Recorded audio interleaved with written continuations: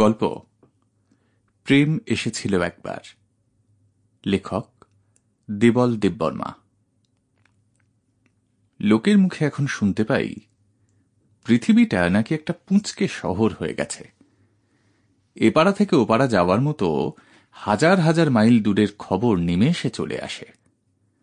সত্যি, এই fax, internet আর ইমেলের যুগে সবই যেন আমাদের নাগালের মধ্যে। সুদূর ক্যালিফোর্নিয়ায় একটা খবর পাঠিয়ে তার উত্তর পেতে বড়জোর 20 মিনিট লাগতে পারে। লোকে হয়তো তাই মিথ্যে বলে না, পৃথিবীটা এখন অনেক ছোট হয়ে গেছে। মন চাইলেই এখন যে কোনো প্রান্তের সঙ্গে অনায়াসে যোগাযোগ করা চলে। এ সবই সত্যি। পৃথিবীর দূরত্বটা নাগালের মধ্যে এলেও আমরা কি সর্বত্র পৌঁছতে পেরেছি? বেশি দূর যেতে হবে না। ধরুন, পাড়ার লোক কিংবা কাছাকাছি প্রতিবেশীর সব খবর কি আমরা জানি? বড়জোর কে কি করেন, কার কটি ছেলে মেয়ে, আরও বেশি হলে কোন ছেলেটি এবার আইআইটি অথবা জয়েন্ট এন্ট্রান্স পরীক্ষা দিয়ে ইঞ্জিনিয়ারিং এ চান্স পেয়েছে, সে খবরও হয়তো কানে আসে। কিন্তু কার মনের গভীরে কোন গোপন কাহিনী যে লুকিয়ে আছে, তার কতটুকু আমরা জানতে পারি? অফিস থেকে বাড়ি ফিরে সুমঙ্গল দেখল টেবিলের ওপর একটা সুদৃশ্য নিমন্ত্রণপত্র পড়ে আছে। কার্ডটায় সুরুচির পরিচয়। তাকালেই নজর কাড়ে। হালকা হলুদ রং। সামনেই একটা বাড়ির সুদৃশ্য থামের কাজ। উপরে লেখা শুভ বিবাহ।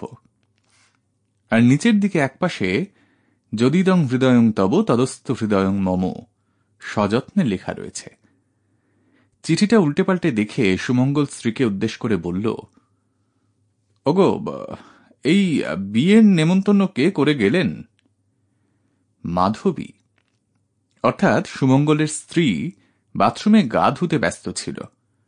মিনিট 2 বাদে গায়ে কাপড় জড়িয়ে ঘর থেকে বেরিয়ে এসে বলল, চিনতে পারলে না? কার্ডে তোর নাম লেখা আছে। ওই যে গো, উষসী রায়, এই লাইনের 4 নম্বর দোতলা বাড়ি।